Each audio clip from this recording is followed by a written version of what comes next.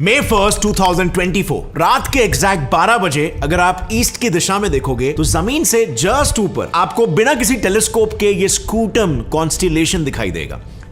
इस कॉन्स्टिलेशन की सबसे वियर्ड बात क्या है? पिछले साल सितंबर के मंथ में जब ऑस्ट्रेलिया की एक रिसर्च टीम रात के आसमान में कुछ रेडियो सिग्नल्स को डिटेक्ट कर रही थी, ताकि रेडियो वेव्स एमिट करने वाले कुछ कॉमन ऑब्जेक्ट्स जिसकी न्यूट्रॉन स्टार्स, पल्सार्स या उनके मैग्नेटिकली स्ट्रॉन्गर सिबलिंग्स मैग्नेटार्स को वो डिटेक्ट कर सके, तो सरप्राइजिंगली उन्हें स्कूटम कॉन्स्टिलेशन की दिशा से एक ऐसा मिस्टीरियस रेडियो सिग्नल आता हुआ दिखा जो किसी भी नोन ऑब्जेक्ट से मैच नहीं कर रहा था। And you know what's worse, ये सिग्नल करीब 5 मिनटों तक कंटिन्यूअसली फ्लैश करता रहता और फिर अचानक से गायब होकर ठीक 22 मिनट्स के बाद वापस से लौट आता। अब इस रहस्यमय घटना के बाद जब इस सिग्नल की थोड़ी और जांच पड़ताल हुई, तब यह पता चला कि ये सिग्नल असल में पिछले 35 इयर्स से हमें लगातार मिल रहा है एंड येट आज तक हम उसका एग्जैक्ट सोर्स नहीं जान पाए। हर बार कंप्यूटर स्क्रीन पर बस एक ही मैसेज पॉप होते रहता, मैच नॉट फाउंड। तो अब सवाल ये उठता है कि क्या कोई एलियन सभ्यता इस स्ट्रेंज रेडियो सिग्नल के जरिए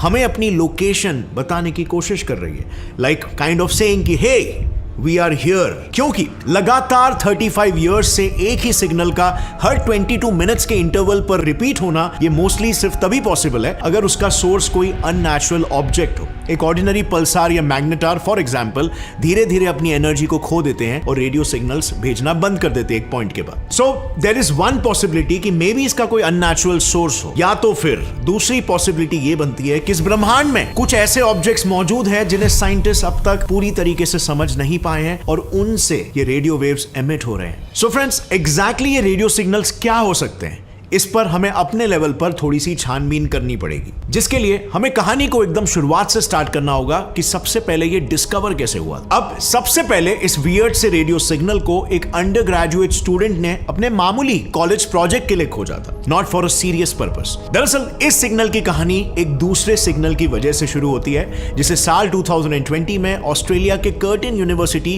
के अंडर ग्रेजुएट स्टूडेंट टायरोन ओडोहर्टी ने ढूंढा था। डोहर्टी एक प्रोजेक्ट पर काम कर रहे थे के तहत सदर्न स्काई के पुराने डेटा में से अननोन ब्लिंकिंग रेडियो सिग्नल्स को आइडेंटिफाई वो कर रहे थे। अब इसी प्रोजेक्ट के दौरान उन्हें 2018 के एक डेटा में से एक ऐसा रेडियो सिग्नल मिला जो किसी लाइट हाउस से आती बीम की तरह रेडियो सिग्नल्स की बीम पृथ्वी की ओर फेंक रहा। तो जब उन्होंने इस बीम के बारे में अपने mentor radio astronomer Natasha Hurley walker को बताया, तो उन्होंने खुद इस सिग्नल पर रिसर्च करना शुरू कर दिया। सबसे पहले उन्होंने उस सिग्नल के लोकेशन को अलग अलग फ्रीक्वेंसी डेटा में देखा, बट अनफॉर्चुनेटली उन्हें वहां पर सिग्नल के बारे में कोई क्लूज नहीं मिले।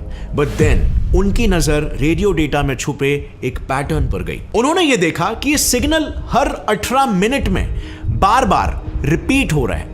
And so she immediately new कि उनके करियर की एक गेम चेंजिंग डिस्कवरी हो सकती है। बट यहां पर अनफॉर्चुनेटली इससे पहले वो उस ऑब्जेक्ट को डिटेल में स्टडी कर पाती, महज 3 महीने के अंदर ही वो सिग्नल अचानक से गायब हो गया। और इस अनएक्सपेक्टेड डिसअपीयरेंस को देखकर वो और उनकी टीम और कंफ्यूज हो गई कि आखिर ये ऑब्जेक्ट हो क्या सकता है। सो इसी का जवाब ढूंढने के लिए उन्होंने पूरे सदर्न हेमिस्फीयर को दोबारा से स्कैन किया कि बस एक क्लू मिल जाए, और कई महीनों तक इसके पीछे रिसर्च करने के बाद भी उन्हें एक क्लू नहीं मिला। एंड सो वो अपनी स्टडी बस बंद ही करने वाले थे कि तभी उन्हें एक ऐसा सिग्नल मिला जो 18 तो नहीं पर 22 मिनट्स के बाद वापस आ रहा था। And because of India, yes India, ये स्टडी फिर से शुरू हो गई।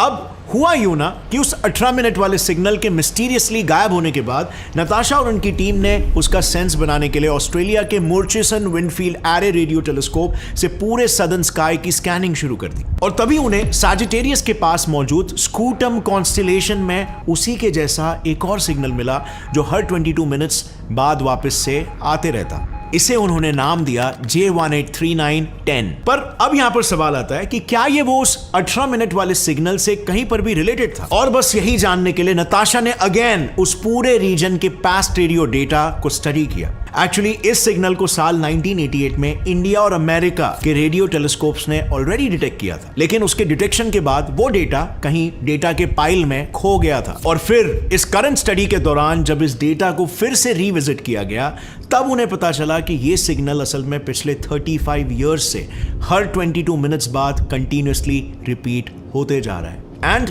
जब वो आता है तब पूरे 5 मिनट्स के लिए स्ट्रॉन्ग रेडियो बर्स्ट देता है। अब इंटरेस्टिंगली ये एस्ट्रोनॉट्स के लिए एक बहुत ही अच्छी खबर थी, क्योंकि इन सिग्नल्स की मदद से एस्ट्रोनॉमर्स अब ये जान सकते थे कि उन्हें हमारी ओर भेजने वाला वो अननोन सोर्स ऑब्जेक्ट एग्जैक्टली हमसे कितना दूर है। एंड सो जब ये कैलकुलेशंस कंप्लीट हुए तब ये पता चला कि ये सोर्स पृथ्वी से करीब 15,000 लाइट ईयर्स दूर बसा हुआ है। यानी कि अब बस एक ही चीज जानना बाकी रह गया था कि ये हमसे 15,000 लाइट ईयर्स दूर बसा हुआ ऑब्जेक्ट एग्जैक्टली क्या है। इस खोज में सबसे पहले वॉकर और उनकी टीम ने इस मिस्टीरियस सिग्नल को जितने भी known objects radio signals emit करते हैं उनके साथ मैच करना शुरू किया। एंड सरप्राइजिंगली उन्हें पुराने डेटा और इस सिग्नल में सिमिलैरिटी दिखी। उस डेटा में कई ऐसे रेडियो सिग्नल्स थे जो बिल्कुल J183910 की ही तरह ब्लिंक कर रहे थे, और वो ब्लिंकिंग पैटर्न कुछ समय बाद रिपीट हो रहा था। जब उन्होंने इन बाकी के सिमिलर सिग्नल्स के सोर्स पर रिसर्च किया तब उन्हें पता चला कि सभी पुराने सिग्नल्स न्यूट्रॉन स्टार्स की टिपिकल कैटेगरी पल्सार्स से एमिट हो रहे थे। अब फ्रेंड्स दिस इज इंटरेस्टिंग। होता यह है कि जब सूरज से 10 से 25 टाइम्स बड़े स्टार्स फटते हैं तब वो व्हाइट ड्वार्फ्स बनने के बजाय उससे भी साइज में छोटे सुपर डेंस न्यूट्रॉन स्टार्स में तब्दील हो जाते हैं। अब यहाँ पर कुछ न्यूट्रॉन स्टार्स का मास इतना ज्यादा होता है कि ग्रेविटी की वजह से उनका मैटर अपने अंदर ही कोलैप्स होना शुरू हो जाता है। इससे वो स्टार्स कंप्रेस हो जाते हैं और उनकी साइज और छोटी हो जाती है। एंड सो अपने एंगुलर मोमेंटम को कंजर्व करने के लिए ये स्टार्स काफी तेजी से घूमने लगते हैं। ये वैसे ही है जब कोई बैले डांसर अपने हाथ अंदर खींचती है तब उसके घूमने की स्पीड बढ़ जाती है, और ऐसे रैपिडली रोटेटिंग न्यूट्रॉन स्टार्स को एस्ट्रोनॉमर्स पल्सार्स कहते हैं। और ये न्यूट्रॉन स्टार्स के कंपैरिजन में ज्यादा डेंस होते हैं, और इसी डेंस एनवायरनमेंट की वजह से पल्सार्स में मौजूद न्यूट्रॉन्स इलेक्ट्रॉन्स और पॉजिट्रॉन्स में डीके हो जाते हैं और उसके सरफेस पर तेजी से घूमने लगते हैं। And now friends, you tell me, एक सिंपल सा क्वेश्चन, मूविंग इलेक्ट्रिक फील्ड से क्या क्रिएट होता है? Yes, एक मैग्नेटिक फील्ड। एंड पल्सार्स में मौजूद पार्टिकल्स लाइक इलेक्ट्रॉन्स चार्ज होने की वजह से इस मैग्नेटिक फील्ड के कांटेक्ट में आते ही उसके डायरेक्शन में एक्सेलरेट हो जाते हैं, और इस दौरान वो अपनी एनर्जी रेडियो वेव्स के रूप में स्टार से बाहर फेंकते हैं। बट पल्सार्स का मैग्नेटिक एक्सेस और उसका रोटेशन एक्सेस हमेशा सेम नहीं होता। बिल्कुल वैसे ही जैसे पृथ्वी के केस में इसकी मैग्नेटिक एक्सेस रोटेशन एक्सेस से 11.3 डिग्री के एंगल पर टिल्टेड है, और यही वजह है कि जब पल्सार्स अपने रोटेशनल एक्सेस पर गोल घूमते हैं तब उनके ये रेडिएशन एमिट करने वाले मैग्नेटिक एक्सेस के टिप्स पीरियोडिकली हमारे पृथ्वी के ओर पॉइंट करते हैं। यानी कि कह सकते हैं एक तरह से ये पल्सार्स ब्लिंक करते हैं, which is exactly like our strange signal. So, अब क्या इसका मतलब? Finally all done. Mystery closed?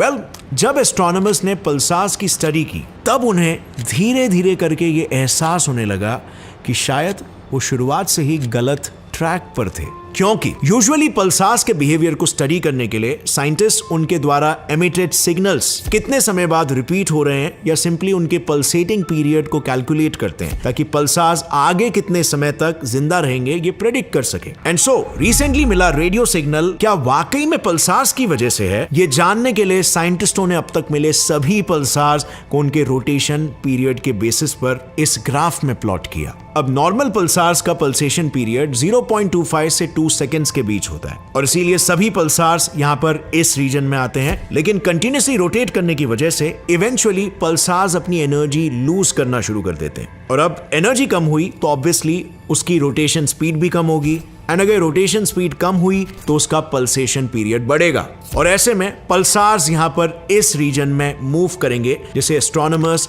Death valley कहते हैं। As the name suggest, death valley तक आते आते पल्सार्स के लाइफ का काउंटडाउन शुरू हो जाता है, और बेसिकली इस रीजन के पल्सार्स का रोटेशन रेट इस हद तक स्लो हो जाता है कि वो मुश्किल से कुछ ही मात्रा में रेडियो वेव्स एमिट कर पाते हैं। एंड जब वो पल्सार्स इस डेथ लाइन को क्रॉस करते हैं उनका रोटेशन इस हद तक स्लो हो जाता है कि अब वो रेडियो वेव्स एमिट ही नहीं कर पाते। बट एस्ट्रोनॉमर्स को मिले सिग्नल को जब उन्होंने इस ग्राफ में प्लॉट किया तो दे वर जस्ट बैफल्ड, क्योंकि जैसे कि आप देख सकते हो ये सिग्नल डेथ लाइन के आगे होकर भी रेडियो वेव्स एमिट कर रहा था। इससे एक बात तो बिल्कुल पक्की थी कि ये ऑब्जेक्ट डेफिनेटली एक पल्सार तो नहीं है। बट देन उन्हें स्ट्राइक हुआ कि पल्सार्स में भी एक स्पेशल कैटेगरी होती है, मैग्नेटार्स, यानी कि ऐसे स्टार्स जिनकी मैग्नेटिक फील्ड नॉर्मल पल्सार्स से 1000 गुना ज्यादा होती है। साथ ही वो पल्सार्स के कंपैरिजन में थोड़ा लॉन्गर पल्सेशन पीरियड भी दिखाते हैं, और इसीलिए साइंटिस्टों को लगा कि शायद इस किस्म के स्टार्स इस सिग्नल को एक्सप्लेन कर पाएंगे। बट